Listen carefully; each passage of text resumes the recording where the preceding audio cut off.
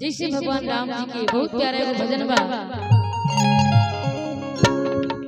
कि ये पहुना यही मिथिले में रहुना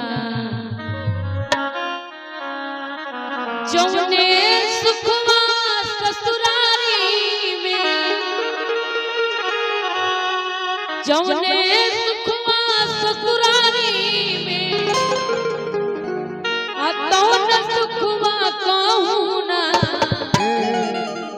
मिथिलांचल माँ जनकनंदिनी जी की तरफ जाए पाहुन कहल जला और देखिए उहे रिवाज बा कि आज भी कुटुंब लोग आवे नहीं तो माई बहन कहे लोग कि मेहमान जी ना ज्यादा तो कम से कम 9 दिन तक 5 दिन रहू तो जाए।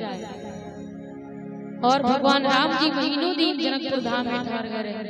बिहान के समय सखी लोग कहते कि हे पहुना कि ये पहुना मिथिले में रहुना ये पहुना मिथिले में रहुना जौने सुखवा ससुरारी में जौने सुखवा ससुरारी में कौन सुखवा कहूना ये पहुना यही मिथिले में रहुना ये पहुना यही मिथिले में रहुना।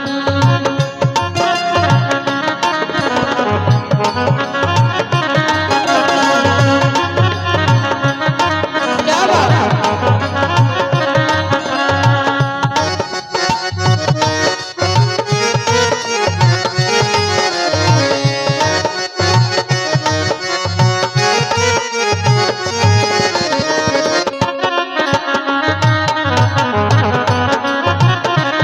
हरि बोल।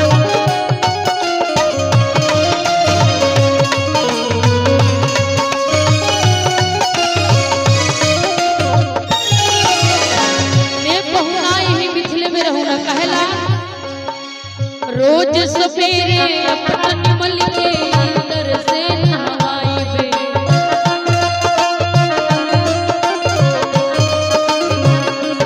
एक महीना के अंदर दरिया से गोर बनाए बे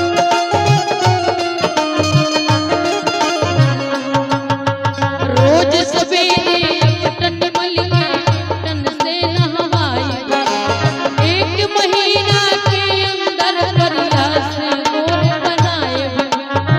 सखी लोग कहते कि भगवान एक महीना में रंग कहानी करिया से गोर गोर के बना दे काहे झूठ कहत ना माने तैको झूठ कहत ना माने तैको मौके को दीहुना हे पहुना यही मिथिले में रहुना हे पहुना यही मिथिले में रहुना।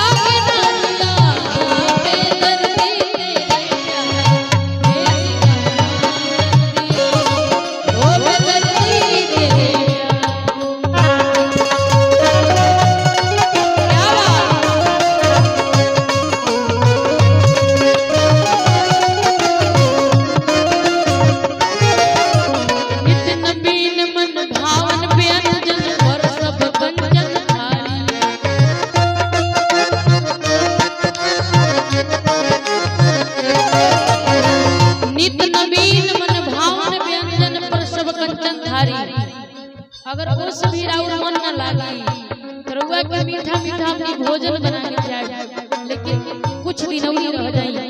सखी लोग कहता नित नवीन मन भाव व्यंजन पर सब कंचन थारी,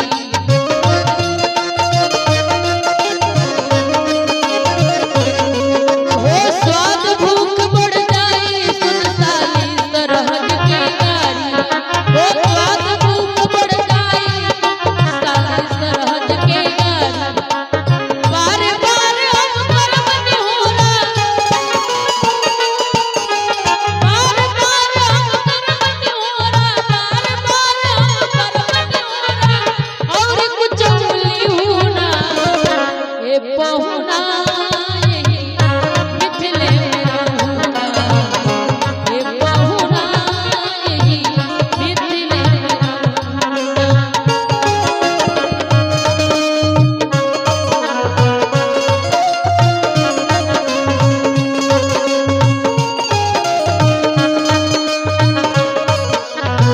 क्या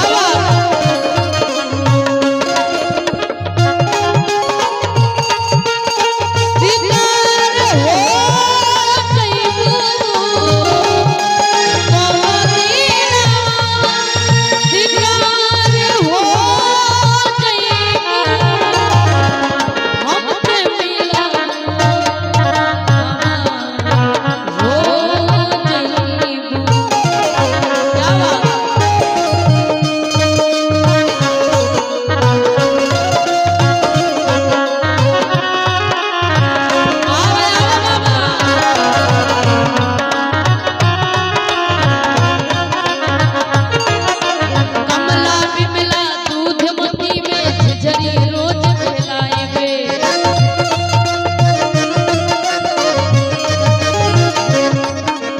सावन के महीना में बजरी गागर सुनाए बे,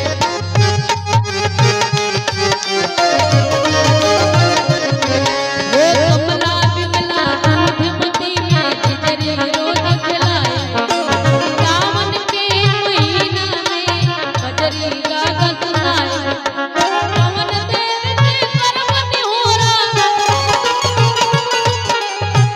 सखी लोग बहुत अगर राउर मन न लागी भगवान जी त कमला बिमला दूध मती में झिझरी रोज खिलाए, आ सावन के महीना में बजरी गा के सुनाए। अगर रउआ औरी कष्ट हुई तो सुनी रउआ हमनी का कर सकत हनी। पवन देव के करम निहोरा, पवन देव के करम निहोरा, हो ए बहुना यही मिथिले में रहूँगा, ए बहुना यही मिथिले में रहूँगा। दौलत को ससुरारी में, दौलत को ससुरारी में, दौलत को बहुना, ए बहुना यही मिथिले में रहूँगा, ए बहुना यही मिथिले में रहूँगा, ए बहुना यही मिथिले में रहूँगा, ए बहुना यही मिथिले में रहूँगा। बोलिए दुल्हे सरकार की, राजा रामचंद्र की जय, जय श्री सीताराम।